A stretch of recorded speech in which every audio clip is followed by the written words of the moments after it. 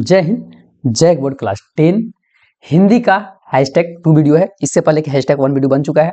आप अगर उस वीडियो को नहीं देखें तो लिंक डिस्क्रिप्शन में दिया हुआ है, आप वहां से जाके जरूर वीडियो को देख सकते हैं। आप लोग को 95+ अगर अचीव करना है, इस गोल को अचीव करना है, तो आप लोग का जय बोर्ड प्रिपरेशन के द्वारा 5 हैशटैग वीडियो हर एक सब्जेक्ट का दिया जाएगा, उसको देखना पड़ेगा। और प्रीवियस ईयर जितने भी मॉडल सेट है, प्रीवियस ईयर जितना क्वेश्चन है, उस सबको देखना पड़ेगा, ठीक है। तब जाके आप लोग जो है 95+ को जो है अचीव कर पाएंगे। और ये सारा काम जो है वो जय बोर्ड प्रिपरेशन चैनल के द्वारा करवाया जाएगा। तो प्लीज आप जो है चैनल को जरूर सब्सक्राइब करके रखें, ताकि जो है आप लोग जो है अपना गोल जो सेट किया गया है उसको अचीव कर पाए। और अगर सब्सक्राइब नहीं करते हैं तो आप लोग को जो है वो वीडियो कब आ रहा है कब नहीं आ रहा है, सो आप लोगों को कुछ पता नहीं चलेगा, ठीक है। और अपने दोस्तों को भी जोड़िए ताकि सभी कोई जो है वो 95+ को जो है अचीव कर पाए। तो फिर चलिए हम लोग शुरू करते हैं इसमें हिंदी का हैशटैग 2 वीडियो। पैसेज है हम लोग पैसेज, इसमें सब्जेक्टिव ऑब्जेक्टिव दोनों मिलेगा आप लोग का। ये मॉडल सेट की तरह ही है। और हैशटैग 1 वीडियो जो था वो model set, official model set आप लोग का था। यहां हम लोग पैसेज को पढ़ेंगे कि साहस की जिंदगी सबसे बड़ी जिंदगी होती है। साहस की जिंदगी जो है सबसे बड़ा जिंदगी होता है, इससे बड़ा जिंदगी कुछ नहीं होता है। अगर आपके पास साहस है तो आप सबसे बड़ा जिंदगी जी रहे हैं, ठीक है। और ऐसी जिंदगी की सबसे बड़ी पहचान यह है कि वह बिल्कुल निडर, बिल्कुल बेखौफ होती है। और इस तरह का जिंदगी जो साहसी वाला जिंदगी होता है वो बिल्कुल निडर रहता है, बिल्कुल बेखौफ रहता है, किसी का भय नहीं रहता है, ठीक है। साहसी मनुष्य की पहली पहचान यह है कि वह इस बात का चिंता नहीं करता है। हाँ, जो व्यक्ति साहसी होता है वो चिंता नहीं करता है कि तमाशा देखने वाले लोग जो है उसके बारे में क्या सोच रहे होंगे या फिर तो क्या सोचते हैं, है ना। वो अपने आप से मतलब रखते हैं साहसी व्यक्ति। जनमत की उपेक्षा करके जीने वाला आदमी दुनिया का असली ताकत होता है।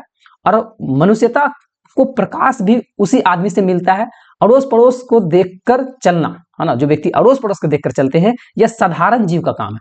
आप अगर अड़ोस पड़ोस को देख के चल रहे हैं तो आप साधारण जीव हैं, ठीक है। क्रांति करने वाला व्यक्ति अपने उद्देश्य की तुलना न तो किसी पड़ोसी के उद्देश्य से करता है और न ही किसी अपनी चाल को ही अपने पड़ोसी के चाल देखकर जो है वो मध्यम बनते हैं। साहसी मनुष्य उन सपनों में भी रस लेता है जिन सपनों में कोई भी व्यवहारिक अर्थ नहीं होता है। देखिए, साहसी जो व्यक्ति होता है वो सपना को जो है वो रस लेता है जिस पर किसी प्रकार का जो है ना व्यवहारिक अर्थ नहीं होता है।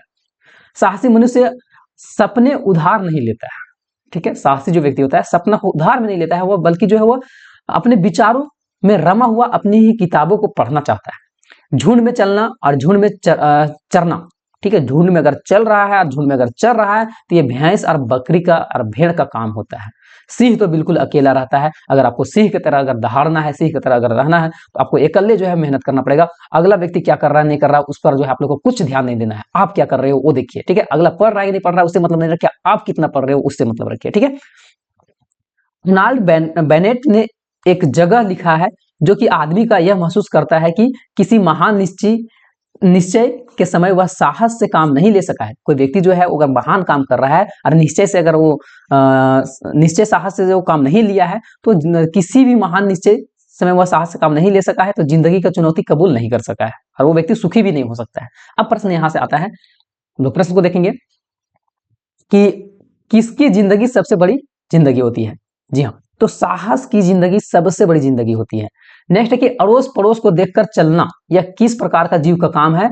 तो ये साधारण व्यक्ति जो है वो अड़ोस पड़ोस को देख के चलते हैं, ठीक है। साहस की सबसे बड़ी होती है, साहस का सबसे बड़ा क्या होता है तो साहस का सबसे बड़ा जिंदगी होता है, ठीक है। सबसे बड़ा जिंदगी साहस अगर आपके पास है सबसे बड़ा जिंदगी होगा। किस मनुष्य की पहली पहचान यह है कि वह किसी के भी बारे में कोई चिंता नहीं करता है। कौन व्यक्ति जो है किसी के बारे में जो है चिंता नहीं करता है, वो बेफिक्र रहता है, अपने पे मग्न रहता है, तो साहसी व्यक्ति। जी हाँ, साहसी व्यक्ति इसका सही आंसर हो जाएगा। ये पहला पैसेज खत्म हुआ। अब दूसरा पैसेज हम लोग बढ़ेंगे आगे कि संकटों से वीर घबराते नहीं। संकट आ जाएगा तो जो वीर होते हैं वो बिल्कुल नहीं घबराते हैं। आपदाएं देखकर छिप जाते नहीं। जो वीर होते हैं वो आपदा को देख कभी नहीं छिपते हैं। लग गए जिस काम में पूरा किया काम करके व्यर्थ पछताते नहीं। जो भी काम को करते हैं वीर व्यक्ति वो पूरा करके ही छोड़ते हैं, व्यर्थ नहीं पछताते हैं, ठीक है। हो सरल अथवा कठिन हो रास्ता, सरल रास्ता हो या कठिन रास्ता हो, कर्मवीर को न इससे वास्ता। बढ़ चले तो अंत तक बढ़े चले और कठिनतर गिरी श्रृंग ऊपर चढ़ चले। कठिन पंथ को देखकर मुस्कुराते सदा, संकटों के बीच में वे गाते सदा। है असंभव कुछ नहीं उनके लिए, सरल संभव कर दिखाते वे सदा। यह असंभव कायरो की शब्द है। कहा था नेपोलियन ने, एक दिन सच बताऊंगा, जिंदगी ही व्यर्थ है, दर्प बिन उत्साह बिन और शक्ति बिन। बहुत ही अच्छा जो है इसमें पोएम है, कविता है, और इस कविता से हम लोग प्रश्न को देखेंगे। आखिर क्या क्या प्रश्न पूछा हुआ है कि संकटों से कौन घबराता नहीं है। तो वीर जो रहता है ना, वीर व्यक्ति जो रहता है वो संकट से कभी नहीं घबराता है। ठीक है। कठिन पंथ को जो है वो देखकर कौन सदा मुस्कुराते रहता है। कठिन रास्ता को देखकर जो है वो मुस्कुराते रहता है, जो कर्मवीर होता है। ठीक है, तो कर्मवीर इसका सही आंसर हो जाएगा।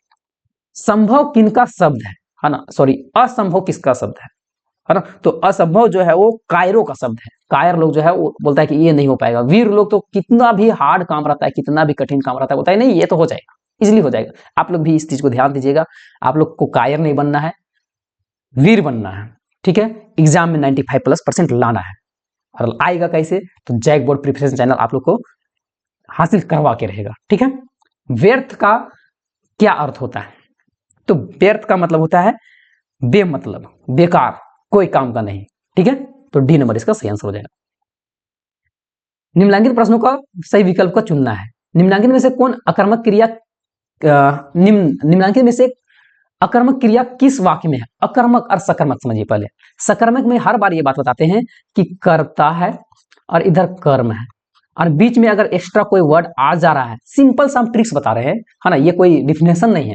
ठीक है, करता है और इधर कर्म है, और बीच में कोई एक्स्ट्रा वर्ड अगर आ गया है कर्ता और कर्म के बीच में, तो वो सकर्मक होता है। ठीक है, लेकिन यहाँ अकर्मक पूछा है। ठीक है, गाय करता है ना, मतलब गाय करता है, ठीक है, सब्जेक्ट है, और खाना जो है कर्म है, लेकिन बीच में क्या आ जा रहा है, घास आ जा रहा है, तो ये सकर्मक क्रिया है, ये कर्मक नहीं होगा। ठीक है, रानी गाती है, रानी जो है करने वाली है, और गाना जो है वो काम है, लेकिन बीच में एक गाना आ रहा है, तो ये भी क्या है, सकर्मक क्रिया है। अकर्मक हम लोग को देखना है ना, अकर्मक में क्या देखना है कि करता करता है, उसका तुरंत बाद जो है वो कर्म है, करता तुरंत कर्म है। बच्चा रोता है, बच्चा जो है क्या है, करता है, और रोना जो है कर्म है, तो ये दोनों साथ में है ना, साथ में है ना, तो यही क्या हो जाएगा, अकर्मक क्रिया हो जाएगा। जी हाँ, ये अकर्मक हो जाएगा, सी नंबर। डी भी नहीं होगा, क्योंकि राजू है करता और लिखना है कर्म, लेकिन पत्र है बीच में आ जा रहा है, ये सकर्मक हो जाएगा। तो आई होप कि ये चीज आप लोग को बहुत अच्छा से डिफिनेशन समझ में आया होगा। तो दबा के जो है लाइक बटन दबा दीजिए। ठीक है, और अपने दोस्तों के साथ शेयर कर दीजिए। नेक्स्ट है कि जो अव्यय दो पदों, दो उपवाक्य, दो वाक्यों का परस्पर जोड़ने का कार्य करता है, उसको हम लोग किस प्रकार का अव्यय बोलते हैं, तो समुच्चय बोधक अव्यय बोलते हैं। ठीक है, दो पदों को, दो अपवाक्यों को, दो वाक्यों को परस्पर में जोड़ने का प्रयोग करता है, जोड़ने का प्रयास करता है, उसको हम लोग समुच्चय बोधक अव्यय बोलते हैं। निम्न में से कौन सा शब्द समुच्चय बोधक अव्यय नहीं है। यहां में से कौन जो है समुच्चय बोधक, कौन जो है दो शब्द को नहीं जोड़ने का मतलब नहीं जोड़ता है। ठीक है, तो और ये दो शब्दों को जोड़ता है, परंतु, है ना, ये भी दो शब्दों को जोड़ रहा है, इसलिए ये भी दो शब्दों को जोड़ रहा है, लेकिन बहुत जो है वो कोई शब्द को नहीं जोड़ता है, तो ये समुच्चय बोधक अव्यय नहीं है। डी नंबर इसका सही आंसर हो जाएगा। आई होप की वीडियो आप लोगों को पसंद आ रहा है। ठीक है, वीडियो से आप लोग जो है अचीव करवाएंगे अपने टारगेट को, तो जरूर से जरूर अपने दोस्तों के सामने जो है शेयर कर दीजिएगा। जब वर्षा होती है तब मोर नाचने लगते हैं। रचना के आधार पर वाक्य बताना है कि आखिर क्या ये किस प्रकार का वाक्य है। तो देखिए, जब दो शब्दों, दो साधारण शब्द होता है, ठीक है, दो साधारण शब्द होता है, जुड़ा हुआ रहता है, तब जो है इसको हम लोग क्या बोलते हैं, मिश्र वाक्य बोलते हैं। और यहाँ दो साधारण शब्द है, जब वर्षा होती है, ये पहला हो गया, तब मोर नाचने लगते हैं, ये दूसरा हो गया। दो साधारण शब्द है तो इसको हम लोग मिश्र बोलेंगे। अगर एक साधारण शब्द रहता, ठीक है, तो उसको हम लोग सरल वाक्य बोलते हैं। और संयुक्त किसको बोलते हैं, तो दो शब्दों को जोड़ रहा है, ठीक है, किंतु परंतु और या ये सब बीच में अगर रहता तो संयुक्त हो जाता। ठीक है, तो ये मिश्र वाक्य हो जाएगा, सी नंबर 12 का सी। नेक्स्ट है 13 कि जिस समास का पहला पद अव्यय होता है वह कौन सा समास होता है, अव्यय भाव होता है। सिंपल सी बात। ठीक है, अव्यय भाव में पहला पद क्या होता है, अव्यय होता है। तत्पुरुष, तो तत्पुरुष में जो है वो दूसरा पद क्या होता है, प्रधान होता है। कर्मधारय, कर्मधारय में आपका जो है वो एक मिनट, हाँ, कर्मधारय में पहला जो है पद जो है वो विशेषता को बताता है। ठीक है, और द्वंद्व में क्या होता है, तो द्वंद्व में जो होता है इसमें दोनों पद जो है वो क्या होता है ना, दोनों पद जो है वो प्रधान होता है, लेकिन दोनों एक दूसरे का विलोम होता है, उल्टा होता है। नेक्स्ट है कि माँ द्वारा भोजन बनाया जाता है, वाक्य के प्रकार बताना है। ठीक है, माँ द्वारा जो है वो भोजन क्या किया गया, बनाया गया है। जी हाँ, तो ये माँ के द्वारा काम किया गया ना, कर्मवाच हो जाएगा, भोजन बनाया गया है ना। नेक्स्ट आगे जो है वो पैसेज है, हम लोग पैसेज को पढ़ेंगे। बाल गोविंद भगत की संगीत साधना का चरम उत्कर्ष उस दिन देखा गया जिस दिन उसका बेटा मरा हुआ था। बहुत ही इंपॉर्टेंट ये जो है पैसेज है। आप लोग जो है ये प्रश्न को अगर देखे होंगे प्रीवियस ईयर, मतलब आप लोग के पास अगर क्वेश्चन बैंक होगा तो बहुत बार ये प्रश्न जो है ये पैसेज से पूछा गया है। तो बाल गोविंद भगत की संगीत साधना का चरम उत्कर्ष उस दिन देखा गया जिस दिन उसका इकलौता बेटा था और वो मर गया था। इकलौता बेटा था, वह कुछ सुस्त और बोदा सा था, किंतु इसी कारण से बाल गोविंद भगत उसे और भी ज्यादा मानते थे और उनकी समझ ऐसे आदमियों के ही ज्यादा नजर रखने वाला चाहिए। जो व्यक्ति बोदा सा होता है, सुस्त होता है, उसको ज्यादा जो है वो नजर रखना चाहिए और ज्यादा प्यार करना चाहिए, क्योंकि ये निगरानी और ये निगरानी और मोहब्बत दोनों का जो है ज्यादा हकदार होते हैं। और बड़ी साध से उनकी शादी भी कराई थी। पतोहू बड़ी ही सुभग और सुशील मिली हुई थी और घर की पूरी बंधिका बनकर जो है भगत को बहुत कुछ दुनियादारी से निर्वृत्त कर दिया था। उसने उनका बेटा बीमार है इसकी खबर रखने की जो है लोगों को कहां फुर्सत, किंतु मौत तो अपनी और जो है वो सबका ध्यान खींचकर ही मतलब ले आती है। ये बाल गोविंद भगत चैप्टर से था। अब यहां से हम लोग जो है प्रश्न को देखेंगे, आखिर क्या प्रश्न है। बेटे के मरने पर बाल गोविंद भगत क्या कर रहे थे। जब बेटा उनका मर गया तो बाल गोविंद भगत जो थे वो गा रहे थे। जी हाँ, बेटा मरा हुआ था, लेटा के कफन ओढ़ा के और अपना जो है खंजरी बजाते हुए गा रहे थे। भगत जी की पुतोहू कैसी थी, तो सुशील थी, है ना, और सुंदर और झगड़ने वाली ये नहीं थी, घर का ख्याल नहीं रखती थी ये भी नहीं है, सुभग और सुशील होने के साथ में घर का पूरा प्रबंधिकता थी। ठीक है, सी नंबर हो जाएगा। भगत जी का बेटा कैसा था, तो सुस्त और बोदा सा था, डी नंबर इसका सही आंसर हो जाएगा। बहुत ही इंपॉर्टेंट प्रश्न है आप लोग के लिए, आप लोग को अचीव करना है तो करना है। बाल गोविंद भगत का कितना बेटा था, तो मात्र एक ही इकलौता बेटा था। अब आगे फिर से एक पैसेज आता है, फसल क्या है, और तो कुछ नहीं है वह, नदियों के पानी का जादू है वह, हाथों के स्पर्श की महिमा है, भूरी काली संधली मिट्टी की गुणधर्म है, और रूपांतरण है सूरज की किरणों का, सिमटा हुआ संकोच है हवा का थिरकन। अब यहां से जो है वो प्रश्न है कि फसल किसका जादू है। ठीक है, तो फसल जो है वो नदियों की पानी का जादू है, तो नदियों का पानी का हो जाएगा। फसल किसका रूपांतरण है, तो फसल जो है वो सूरज की किरणों का रूपांतरण है, सूरज की किरणों का रूपांतरण सही आंसर हो जाएगा इसका। नेक्स्ट की फसल किसका गुणधर्म है, जी हाँ, तो फसल जो है वो मिट्टी का गुणधर्म है, तो मिट्टी का गुणधर्म हो जाएगा। सिमटा हुआ संकोच है हवा का थिरकन, काव्य पंक्ति का अलंकार जो है, कौन सा अलंकार यहाँ प्रयोग किया गया है, तो यहाँ अनुप्रास अलंकार है, तो अनुप्रास सही आंसर हो जाएगा। नेक्स्ट है बुक से क्वेश्चन आंसर, निम्नलिखित प्रश्नों का सही विकल्प को जो है चुनना है। नेताजी के मूर्ति पर चश्मा लगाने का कार्य कौन करता था, अथवा नेताजी का मूर्ति पर चश्मा कौन जो है वो बदलते रहता था। जी हाँ, तो कैप्टन जो था वो, कैप्टन चश्मे वाला, वो लगाते रहता था, बदलते रहता था। लेखिका मन्नू भंडारी का बचपन किस शहर में जो है वो बीता हुआ था, तो अजमेर के शहर में बीता हुआ था, तो अजमेर इसका सही आंसर हो जाएगा। बाल गोविंद भगत का कद कैसा था, तो ये मंझोले कद के थे, और तो मंझोले हो जाएगा। नेक्स्ट की गोपियों ने कैसे भाग्यवान कहकर संबोधित किया है, किसे, सॉरी किसे, है ना, गोपियां जो है वो किसको जो है बोले कि भाग्यवान है, तो जी हाँ, उद्धव, उद्धव इसका हो जाएगा सही आंसर। अट नहीं रही है कविता के चारों तरफ किसकी सुंदरता फैली हुई है, अट नहीं रही कविता के अनुसार बताना है।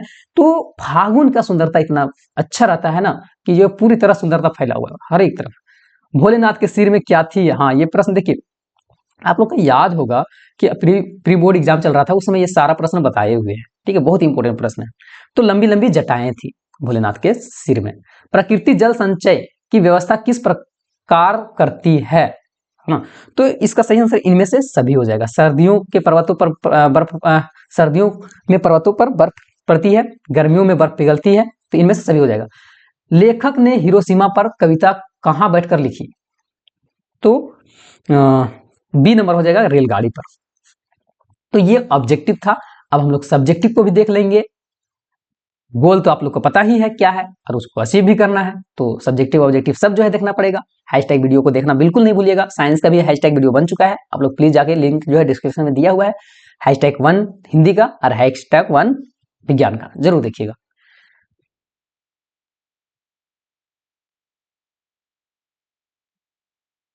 हाँ, गधांश है। भूखा मनुष्य क्या पाप नहीं करता, अर्थात सभी पाप करते हैं। धन से छीन मनुष्य धनहीन हो जा दयाहीन हो जाता है, और उसके कर्तव्य और अकर्तव्य का विवेक नहीं रहता है। यही दशा आज के युग की है। चोरी और डकैतियां, छीना झपटी और लूट खसोट सुनाई पड़ती है। कहीं बैंक लूटने का समाचार अखबार में छपा हुआ है, तो कहीं गाड़ी लूटने का समाचार छपा हुआ है। मनुष्य के जीवन से आनंद उल्लास न जाने कहां चला जा रहा है। उसे अपनी और अपने परिवार की रोटियों का चिंता है, चाहे उनकी उपार्जन सदाचार से हो या फिर तो दुराचार से हो। आजकल श्रमिक हो या फिर तो अनवरतल बौद्धिक श्रम करने वाला हो, विद्वान सभी बेरोजगार के शिकार बने हुए हैं। निरक्षर तो किसी तरह से अपने पेट भर ही ले रहे हैं, परंतु पढ़े लिखे लोग की स्थिति बहुत ही जो है खराब हो चुका है। जी हाँ, बिल्कुल।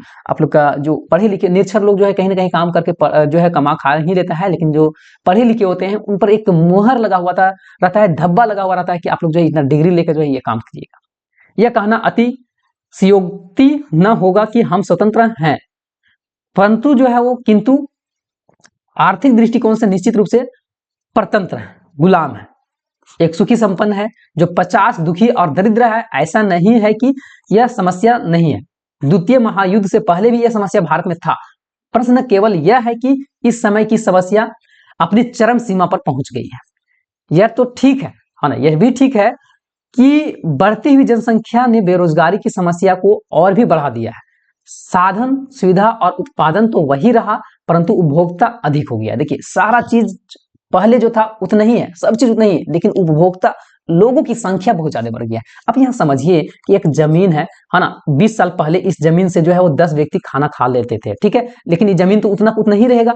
अब मान चलो कि 10 व्यक्ति की जगह में जो है वो 20 व्यक्ति हो गए, ठीक है, तो क्या इतना में जो है वो उतना व्यक्ति का 20 व्यक्ति का हो जाएगा? पहले 10 व्यक्ति के लिए ठीक था, ठीक है, लेकिन 20 व्यक्ति हो गया है, व्यक्ति जो है बढ़ गया है, तो क्या इतना में कुछ हो पाएगा? नहीं हो पाएगा ना। हाँ, तो यहाँ यही चीज बोला गया है कि साधन, सुविधा, उत्पादन, परंतु उपभोक्ता अधिक है। देखिए, सब चीज सेम है, लेकिन उपभोक्ता बढ़ गए हैं। उदाहरण के तौर पर घर में कमाने वाला 1 और खाने वाला 10 हो गया है, तो दरिद्र अवश्य ही आएगा, है ना। हर एक के घर में यही हाल है। आप लोग के घर में भी यही चीज हो रहा होगा कि एक पिता कमाते होंगे, चाहे माता कमाती होगी, बाकी सब खाने वाला है। बेटे हैं तो उनको नौकरी नहीं मिला हुआ है या फिर तो कुछ काम नहीं कर रहे हैं, तो इस तरह का समस्या है। अब प्रश्न आता है कि दरिद्रता कैसे आती है? उपयुक्त गद्यांश के आधार पर बताना है। तो घर में कमाने वाले 1 हो और खाने वाले 10 हो, तो दरिद्रता अवश्य आएगी। बस यही दशा भारतवर्ष में हो रहा है, पूरा भारत में यही दशा भी हो रहा है, ठीक है। बेरोजगारी को दूर करने के लिए शिक्षा पद्धति में क्या परिवर्तन होना चाहिए?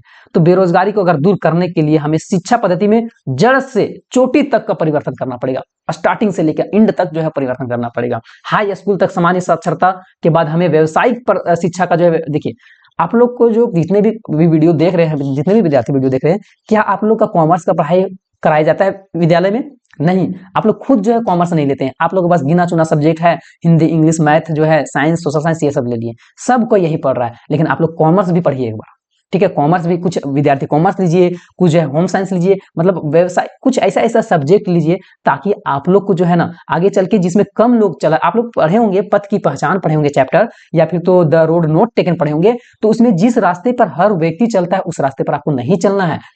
क्योंकि हर कोई अब आज के डेट में हर कोई जो पढ़ रहा है, हर कोई जो जैसे कि इंटर में जो है इतिहास ऑनर्स लेके हर कोई पढ़ रहा है। अरे आप ऐसा लो ना ताकि जिस पर ज्यादा जो है वो चांसेस है मुझे जो है वो नौकरी मिलने का, ठीक है, ऐसा सब्जेक्ट को चुनाव करना चाहिए। नेक्स्ट है कि धन से छिन्न मनुष्य में किसका विवेक नहीं रहा जाता है? तो धन से छिन्न मनुष्य में दयाहीन हो जाता है, उसमें जो है वो कर्तव्य और अकर्तव्य का विवेक ही नहीं रहता है, बुद्धि ही नहीं रहता है। आजकल बेरोजगारी का शिकार कौन कौन से लोग बन रहे हैं, ठीक है। तो आजकल श्रमिक हो या फिर तो अनवरत बौद्धिक श्रम करने वाला विद्वान, सभी बेरोजगार का शिकार बन रहे हैं, ठीक है। कौन जो है किसी तरह से अपना पेट भर लेते हैं? तो निरक्षर व्यक्ति जो है किसी न किसी तरह से अपना पेट भर ही लेते हैं। आज मनुष्य किसका चिंता करता है? आज के मनुष्य जो है किसका चिंता कर रहा है? तो आज मनुष्य जो है अपनी और अपने परिवार रोजी रोटी का चिंता करता है, चाहे वो उपार्जन सदाचार से हो या फिर तो दुराचार से हो। एक मिनट हम कलर चेंज कर लेते हैं। रेड कलर से जो है आप लोग को शायद उतना दिखाई नहीं दे रहा होगा, तो आई थिंक हम ग्रीन कर लेते हैं, हो सकता है आप लोग को ज्यादा दिखेगा, या फिर तो ब्लू कर लेते हैं, ब्लू कर लेते हैं, ठीक है। नेक्स्ट है कि कौन सी समस्या बेरोजगारी की समस्या की ओर बढ़ा दी? तो बढ़ती हुई जनसंख्या बेरोजगारी की समस्या को जो है और भी ज्यादा बढ़ा दिया है। इतना ज्यादा बेरोजगारी बढ़ते जा रहा है कि समस्या और भी जो है वो बढ़ते चला जा रहा है। नेक्स्ट है कर्तव्य और दुराचार का विलोम शब्द क्या होता है? कर्तव्य का अकर्तव्य होता है, दुराचार का सदाचारी होता है। नेक्स्ट हम लोग देखेंगे एक यहाँ से 3-3 नंबर का है, 6 प्रश्न का ही उत्तर देना रहेगा आप लोगों को। एक कहानी यह भी, आत्मकथ्य में लेखिका के पिता ने रसोई को भटियार खाना, क्या बोला है यहाँ कि एक कहानी यह भी, आत्मकथ्य में लेखिका के पिता ने रसोई घर को भटियार खाना कहकर क्यों संबोधित करते हैं? तो लेखिका के पिता का आग्रह रहता है कि वह रसोई से दूर रहे, वे रसोई की भटियार खाना कहते हैं। उनका कहना यह है कि रसोई का इस भटियार खाने में रहने से व्यक्ति को प्रतिभा और क्षमता भट्टी में चली जाती है, अर्थात बुद्धि जो है नष्ट हो जाती है, और वे इस समय को बर्बादी मानते हैं, है ना, रसोई घर में नहीं रहने बोलते हैं। बिस्मिल्लाह खान को शहनाई को मंगल ध्वनि का नायक क्यों कहा गया है? तो शहनाई मंगल ध्वनि का वाद्य है। भारत में जितने भी जो है शहनाई वादक हुए हैं उनमें से बिस्मिल्लाह खान का नाम सबसे ऊपर है। उनसे बढ़कर सुरीला शहनाई वादक और भी एक कहीं कोई नहीं है, ठीक है, इसलिए उन्हें शहनाई की जो है मंगल ध्वनि का नायक भी बोला जाता है। नेक्स्ट है कि कैप्टन जो है वो मूर्ति का चश्मा क्यों बार बार बदल देता था? पठित पाठ के आधार पर जो आपको उत्तर देना है, जो आप लोग पढ़े होंगे उसके आधार पर आंसर देना है। आप लोग देखिए, एक गोल्डन रूल आप लोग के लिए है कि आप लोग जो है शुरुआती, अगर जिन व्यक्ति का जिन विद्यार्थी का, ठीक है, जिन विद्यार्थी का जो है वो राइटिंग अगर अच्छा नहीं है तो वो कोशिश करेंगे कि शुरुआती के 3 से 4 पेज जो है राइटिंग बहुत अच्छे से लिखेंगे और हर एक प्रश्न का आप लोग उत्तर देंगे, जैसा कि आप लोग का जो है वो निर्देश में बोला जाता है, ठीक है, जिसमें जो है प्रश्न संख्या 31 से लेकर 38 तक में 6 का आंसर देना रहता है। तो प्लीज आप लोग को 6 का आंसर देना है, ठीक है, 6 का ही प्रश्न आंसर देना है और खाली पेज नहीं छोड़ना है। जिसका आंसर नहीं आ रहा है कुछ भी भर दीजिए उसके बारे में, पर भर जरूर दीजिए।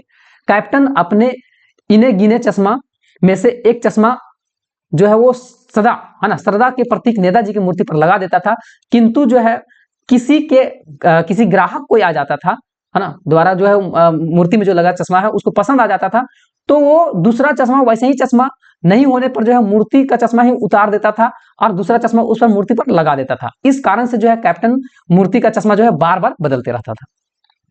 नेक्स्ट है बाल गोविंद भगत का रेखाचित्र प्रस्तुत करें। बाल गोविंद भगत के बारे में बताना है कि ये किस तरह के व्यक्ति थे, क्या थे, नहीं थे, उसके बारे में, ठीक है। तो नाम बाल गोविंद भगत, गृहस्थ होते हुए भी सन्यासी थे, मतलब घर के काम करने वाले व्यक्ति थे, फिर भी जो है सन्यासी कहलाते थे। उम्र जो था वो 60 के ऊपर था। कद जो था मंझोले कद के थे और गोरे चिट्ठे व्यक्ति थे। बाल जो था सफेद एवं नुरारी बाल था, चेहरा चमकदार और कमर में सिर्फ लंगोटी और सिर में जो है कबीर पंथी का कनपट्टी टोपी पहने हुए रहते थे। उनकी वेशभूषा इस तरह की थी और हाथ में खंजड़ी और तल्लीन होकर जो है प्रभु भजन में गायन करना उनकी दिनचर्या रहती थी। तो ये था बाल गोविंद भगत का रेखाचित्र। नेक्स्ट है कि स्मृति की पाथे, है ना, स्मृति को पाथे बनाने से जो है कवि का क्या आशय है? तो स्मृति को पाथे बनाने से कवि का आशय यह है कि जीवन में जो जोड़े बहुत मधुर क्षण आए थे, अर्थात उनका मिलन प्रिय के साथ हुआ था, उस क्षण में स्मृति ही जीवन का सहारा था, याद ही उनका सहारा था।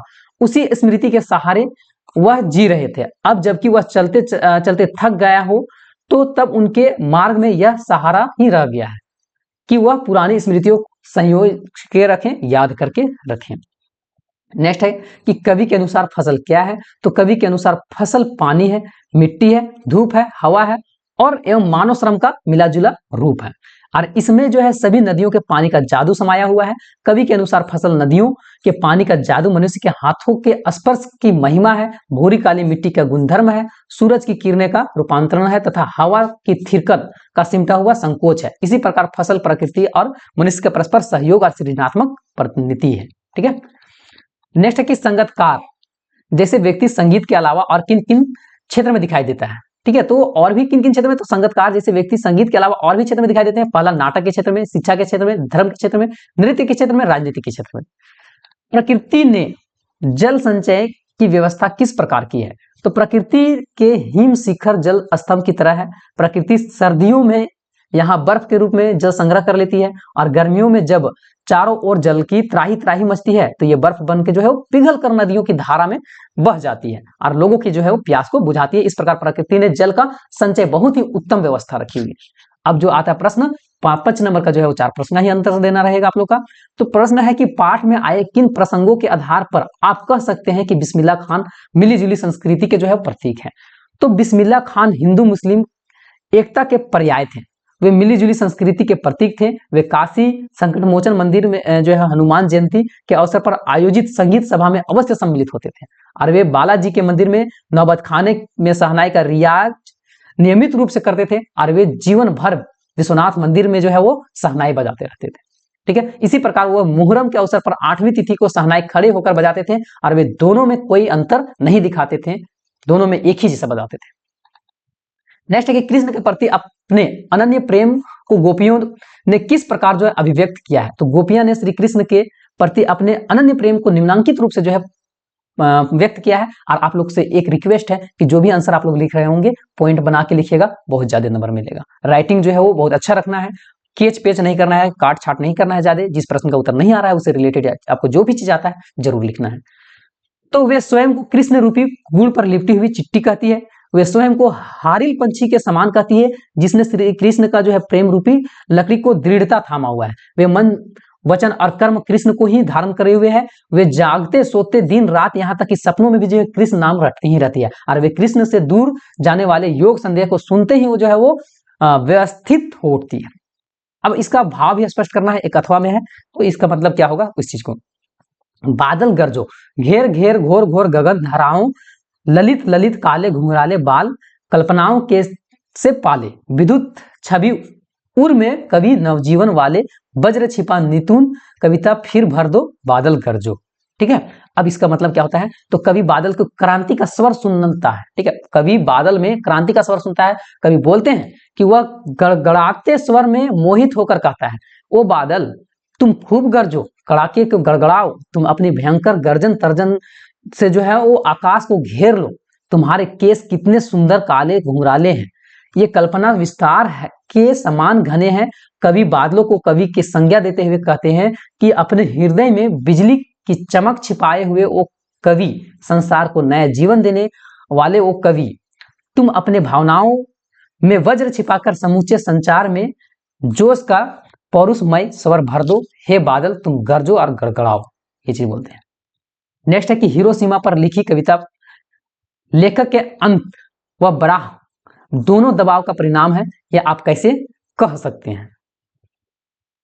तो लेखक जो है ना, लेखक स्वयं को हिरोशिमा और वहां के अस्पताल में अणु विस्फोट जो परमाणु बम जो है फटता है तो घायल लोग को देखा और इस प्रकार उन्हें प्रत्यक्ष अनुभव हुआ कि अभी अनुभूति का होना शेष था। अनुभूति अनुभव की अपेक्षा ज्यादा गहरी चीज है। और जब एक दिन उसने हिरोशिमा के सड़क पर घूमते हुए एक झुलसे पत्थर को देखा तो उसने उस पर अंत में दबाव पड़ा है और उस प्रभाव का बाह्य था। जब दोनों प्रभाव संयुक्त हुए तब लेखक के भीतर आकुलता जागी। यह बुद्धि बाह्य क्षेत्र से बढ़कर संवेदना अतः क्षेत्र में, देखिए सिंपल से यहाँ समझिए कि जब यहाँ लेखक स्वयं को हिरोशिमा में गए, वहां देखें पत्थर को देखें, जिस तरह से वहां लोगों का निशान था, है ना, भाप बन के जिस तरह से लोग वहां उड़ गए थे, जितना भयानक जो वहां गर्मी है ना, बम का जो फटने से जो लोग का जो है परछाई बन गया था पत्थर में, वो चीज देखकर भयंकर जो है वो चीज दिखाया गया था उसमें। नेक्स्ट एक निम्नांकित में से संकेत बिंदुओं के आधार पर किसी एक विषय पर जो है लगभग निबंध लिखना है, भारतीय कृषि पर या भारत के किसान पर, है ना, ये दोनों पर। तो सबसे पहले हम लोग देखेंगे कि इस पे क्या लिखना है, तो सरल जीवन। देखिए निबंध में आप लोग का ध्यान देने वाला बात है कि यहाँ लिखा हुआ रहेगा किस किस चीज के बारे में आप लोग को लिखना है। तो भारतीय कृषक है तो सरल जीवन, तो सरल जीवन आपको हेडिंग देना है। उसका बाद जो है वो परिश्रमी, तो परिश्रमी हेडिंग देना इस तरह से, जैसे कि इस तरह सरल जीवन लेना ना, इसमें ऐसे कर देना और इस तरह से करके उसका बाद आप लोग को लिखना है। उस तरह से परिश्रमी लिखा हुआ है तो परिश्रमी ऐसे इस तरह से लिख के और इस तरह करके उसका बाद आगे आपको लिखना है। उसी तरह से अभाव लिखा हुआ है तो अभाव, उसी तरह से दुर्व्यवस्था के कारण और निष्कर्ष, तो इस तरह से 4 हेडिंग देकर चारों के बारे में आपको थोड़ा थोड़ा लिखना है। ठीक है। तो गांधी जी ने कहा था कि भारत का हृदय गांवों में बसता है और गांवों में ही सेवा और परिश्रम के अवतार किसान बसते हैं। ये किसान का नगर वासियों का अन्नदाता है, सृष्टि का पालक है। अब सरल जीवन, अब यहाँ के सरल जीवन के बारे में आपको लिखना है। देखिए पैसे, ये आप लोग का जो निबंध लिखना रहता है ना, आप लोग जिस चीज के बारे में बोला है वो हेडिंग अच्छा देना है, ये चीज ये सब हेडिंग अच्छा देना है। और यहाँ आपको जो भी चीज आता है ना, जो भी चीज, देखिए हम इसको पढ़ के नहीं बताएंगे और नहीं समझाएंगे, क्यों नहीं समझाएंगे, क्यों नहीं पढ़ के बताएंगे, आप लोग को लिखना क्या है वो बता रहे हैं हम, कि आपको जो भी चीज इसके बारे में आता है, यहाँ भी कुछ चीज लिख दीजिए। परिश्रम में क्या परिश्रमी है, कैसे है, कितना मेहनत करता है, वो चीज को आप लोग लिख दीजिए। गर्मी रहता है, ठंडा रहता है, सब समय में जो है मेहनत से काम करता है। अभाव, क्या क्या अभाव है, तो यहाँ पानी का अभाव है, दिन रात कठोर परिश्रम करने के बाद जो है वो रेट अच्छा से बेच नहीं पाता है, वो चीज अभाव है। उसके बाद दुर्व्यवस्था, क्या क्या दुर्व्यवस्था है, न बिजली पानी पटाने के लिए बिजली नहीं रहता है, न ही पानी की सुविधा है, न डैम वगैरह है, तो वो चीज का आप लोग को कुछ ना कुछ जो है पूरा भर देना है। निष्कर्ष में फिर आप लोग को कुछ लिख देना है। नेक्स्ट जो है दूसरा कि विद्यार्थी और अनुशासन, है ना, विद्यार्थी और अनुशासन में क्या क्या लिखना है, तो यहाँ खुद लिखा हुआ रहेगा, अनुशासन से अभिप्राय। तो सबसे पहला हेडिंग हम लोग क्या देंगे, अनुशासन से अभिप्राय, इस तरह से देके, और अनुशासन से क्या अभिप्राय है उस चीज को हम लोग यहाँ लिखेंगे।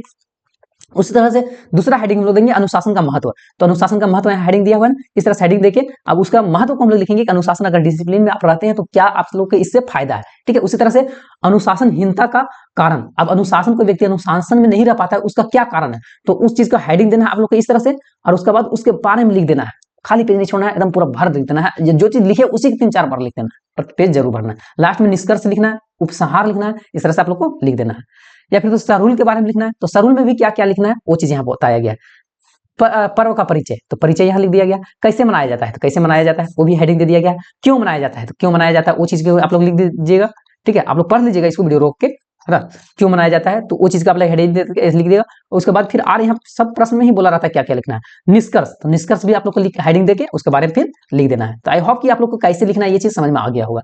नेक्स्ट आता है कि अपने भाई के विवाह में शामिल होने के लिए मित्र को पत्र लिखना है। तो देखिए मित्र को पास पत्र लिखना है, तो पहले यहाँ देखिएगा कि जहां हम लोग पत्र भेज रहे हैं उसका पता सबसे ऊपर लिखाता है, ठीक है, पता सबसे पहले ऊपर में लिखना है। यहाँ इसमें क्या निबंध पत्र में, पत्र 2 तरह होता है, एक औपचारिक एक अनौपचारिक, और ये पत्र जो है अनौपचारिक पत्र है। औपचारिक में जो है वो किसी अधिकारी के पास, पदवी के पास लिखना रहता है, तो अपने भाई के पास लिखना है, तो ये अनौपचारिक है। तो एड्रेस सबसे पहले लिख देंगे, दिनांक लिख देंगे, और प्रिय मित्र विक्की, इतना सही लिखना है, इतना ही तक सही लिखना है। उसका बाद जो आपको उसके बारे में लिखना है लिखिए ना, यहाँ इतना एक करके आपका नहीं पढ़ते रहेगा, ठीक है। आप क्या लिखें लास्ट में जो है आपको, तथा अंशु को सने तुम्हारा अभिन्न मित्र जो है संजय, देखिए तो मेरा ही नाम लिखा हुआ है, तो यहाँ आपको इस तरह से लिख देना है। और बीच में आप क्या लिखना है, आपको क्या लिखना है बीच में, अरे आपको जिस तरह क्या बोला है कि अपने भाई के विवाह में शामिल होने के लिए, तो यहाँ बताना है कि आओ तुम यहाँ, अत्यंत खुशी होगा तुम यहाँ मेरे पास आओगे, हम लोग जो है दोनों मिलकर अपने भाई का शादी में जाएंगे, इतना तारीख को शादी है, वहां इस तरह से जो है वो प्रोग्रामिंग करना है, इस तरह से खान पीन होगा, इस तरह से डांस करना है, जो भी चीज आपको लिखना है लिख सकते हैं।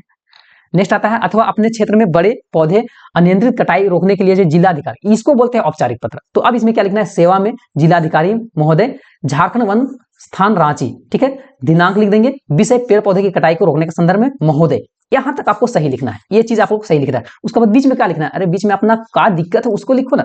तो मैं रांची का निवासी हूँ, मेरे क्षेत्र में इन दिनों पेड़ का बहुत ज्यादा कटाई हो रहा है, आपका जो है आप जो है इधर आइए, सिपाही पास लिख रहे, सिपाही पास की आपको देख रेख करने के लिए, ताकि लोग डरे और उसके बाद पेड़ पौधा ज्यादा कटाई नहीं करे, कानूनी आप कार्रवाई करें, पूरा चीज आपको अपने हिसाब से भर देना है, ठीक है। और लास्ट में फिर क्या लिखना है, तो आपसे शीघ्र कार्रवाई का अपेक्षा करता हूँ, तो करती हूँ, आपका अभिषेक कुमार, जो भी आपका एड्रेस है वो लिख दीजिएगा। नेक्स्ट आता है कि समाज में बढ़ रहे अपराध के प्रति जागरूकता के लिए एक उद्देश्य से लगभग 50 शब्द का विज्ञापन छापना है, ठीक है। विज्ञापन आप लोग को बहुत इजी जो है, थोड़ा सा विज्ञापन टाइप में लिख देना है, और उससे जो है आप लोग का अच्छा खासा नंबर भी मिल जाएगा। तो क्या करना है, तो आपका सहयोग हमारी सफलता, अपराधी नियंत्रण जन जागरूकता कार्यक्रम, सतर्क रहे सचेत रहे, आपराधिक गतिविधियों को सूचना तुरंत पुलिस को दें, बूढ़े महिलाओं और बच्चों को सुरक्षा का ध्यान रखें, साइबर अपराधों से सतर्क रहे, न अफवाह फैलाएं और न ही फैलने दें, अपराध रोकने के हर नागरिक का जो है योगदान, पुलिस कार्यालय डाल्टनगंज, इस तरह से लिखना है। उसके बाद नहीं तो और भी एक चीज है कि शिक्षा के प्रति जागरूकता फैलाने के उद्देश्य से लगभग 50 शब्द का विज्ञापन तैयार करना है, ठीक है। तो चलो पढ़ाएं, कुछ करके दिखाएं, शिक्षा ही विकास का दीव है, पढ़िए और पढ़ाइए, अपने बच्चों को और बच्चियों को स्कूल भेजें, सबका है यही अधिकार, पूरी शिक्षा पूरी प्यार, शिक्षा अच्छा नागरिक बनाती है और अच्छे नागरिक से बनता है उत्तम देश। तो इस प्रकार आप लोग का ये #2 वीडियो था। इसी तरह से 3 वीडियो और आएगा जो कि बहुत ज्यादा इंपॉर्टेंट रहता है, एग्जाम कैसे लिखना वो भी चीज बता दिए हैं। इसी तरह से जो है आप लोग अपने दोस्तों के भी वीडियो को शेयर करके जो है बता दीजिए कि आप लोग को जो है 95+% लाना है। हम लोग नेक्स्ट वीडियो मिलेंगे, तब तक के लिए जय हिंद, जय भारत, जय झारखंड, जोहार झारखंड।